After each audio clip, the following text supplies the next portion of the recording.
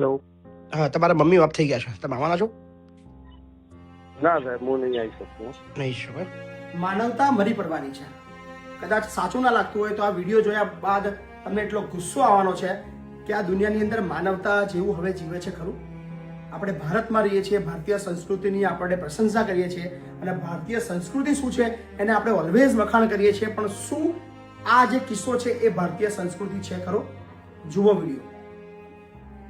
આ જે બા છે તમે જોઈ રહ્યા છો, જે છેલ્લા કેટલાય મહિનાઓથી આપણા વૃદ્ધાશ્રમની અંદર રહી રહ્યા હતા અને છેલ્લા એકાદ મહિનાથી તો ખૂબ ગંભીર પરિસ્થિતિમાં હતા, ખૂબ બીમાર હતા અને લાસ્ટ 15 દિવસ તો એમના એટલા ભયાનક હતા કે અમે કદાચ એની કલ્પના પણ ના કરી શકીએ, બતાવી પણ ન શકીએ. પણ એની જે વાત છે, એની જે તકલીફ છે, એના પરિવાર સુધી અમે અઢળક પ્રયત્ન કર્યા. દરરોજ એના પરિવાર લોકોને અમે ફોન કર્યા કે તમારા જે આ રિલેટિવ છે, તમારા જે મમ્મી છે, તમારા જે બેન છે, એ આવી પરિસ્થિતિની અંદર અહીંયા જીવી રહ્યા છે અને મળવા આવો તમને વારંવાર યાદ કરે છે.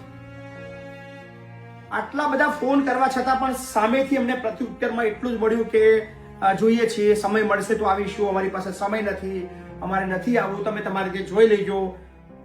આ જ વાતો ચાલતી રહી. અને ગઈકાલે જ્યારે બાની પરિસ્થિતિ ખૂબ જ ખરાબ હતી ત્યારે અમે એના ઘરના લોકોને, એના સ્પેશિયલી એમના બેનને ફોન કર્યો અને બેનને ફોન કર્યા બાદ રાત્રે અમે એના દીકરાને પણ ફોન કર્યો કે ભાઈ તમારા મમ્મીના હવે કલાકો બાકી છે અને અંતિમ દર્શન માટે આવવું હોય તો આવી જાઓ, કદાચ 2 કલાક પછી તમારા મમ્મી જીવિત નહીં હોય.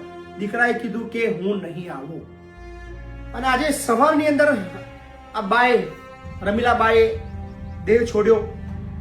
અમને એવું હતું કે યાર ચલો હવે આ દુનિયામાં બા નથી રહ્યા તો કદાચ એની દીકરી, એનો દીકરો ચોક્કસથી એને મળવા માટે આવશે. અમે એ આશાથી ફરીવાર એના દીકરાને ફોન કર્યો કે તમારા મમ્મી એક્સપાયર થઈ ગયા છે અને હવે અંતિમ ક્રિયા માટે લઈ જઈ રહ્યા છે, તમે આવો. તો દીકરાએ કીધું, શું કીધું સાંભળો. હેલો. હા, તમારા મમ્મી ઓફ થઈ ગયા છે, તમે આવવાના છો? ના સાહેબ, હું નહીં આવી શકું. નહીં શકો. મારી તમને જાણ કરવાની ફરજ છે, અંતિમ સંસ્કાર માટે લઈ જઈએ છીએ. ના ના, વાંધો નહીં, તમારે જે થતું હોય કરી લો, વાંધો નહીં. પણ મતલબ અંતિમ સંસ્કારમાં ખાલી આવ્યા તો કદાચ એની આત્માને શાંતિ મળે મારા ભાઈ. ના, હું નહીં આવી શકું યાર, મારી બહુ મજબૂરી છે. મજબૂરીઓ છે એમ? કઈ વધારે ચલો. હા ને ભાઈ, દીકરા સાથે વાતચીત કર્યા બાદ અમને આશા હતી કે કદાચ દીકરી આવશે. દીકરીને પણ ફોન કર્યો, દીકરી શું કહી રહી છે એ પણ સાંભળો. તમારી મમ્મી ઓફ થઈ ગયા છે ઓફ થઈ ગયા તો આવવાના છો અંતિમ સંસ્કારમાં?